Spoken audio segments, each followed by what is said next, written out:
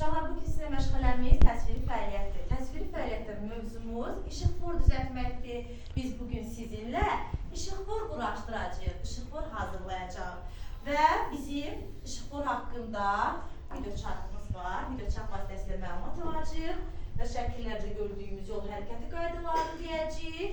Və bizim sonda işıqfor oyunumuz var və işıqforun rəngləri burada var. Uşaqlar, gəlin ilk növbədə video çarxımızı izləyək.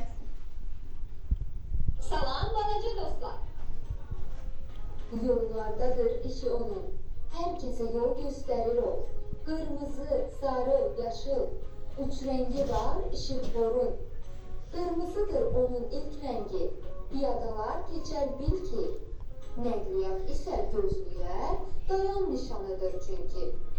Sarıda herkes gözləyər, hazır ol deməkdir bil ki. Tut böyüklərin əlindən, ehtiyatlı ol yollarda sən. Yaşılda nəqliyyat gedər, piyadalar keçiddə gözlər. Uzun sürməz bu gözləmə, işıqlar tez-tez dəyişər. Yolları, küçələri, bəzər onun işıqları, gecə gündüz sönməz onlar, yönləndirər insanları. Yaxşı öyrən qaydaları, ol yollarda ehtiyatlı, həm sürücü, həm piyada, baxmalıdır işıqfora. Bugünlük bu kadar dostlar. Gelen görüşleridir. Hə uşaqlar, biz artıq öyrəndik işıqfor haqqında. Gəlin yol hərəkəti qaydalarını öyrənək.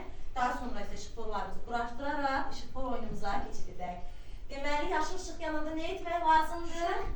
Keçmək lazımdır yolu. Qırmızı işıq yananda? Aha, daha sonra avtobus dayanacaqdır. Baxın, bu işarə avtobus dayanacaqdır. Yəni, o deməkdir ki, avtobus dayanacağında dayanaraq avtobus gözləyə bilərik. Bu işarə nədir? Yolu keçmək olmaz. Bu işarə isə velosiped. Bəli, həmin yolda velosiped sürmək olar. Bu işarə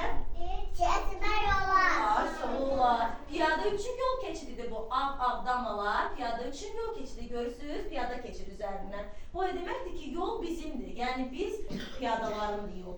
Ki biz yolu keçə bilərik və maşın da bizi gözləməlidir. Çünki piyada keçidi var. Bu hansı işarədir?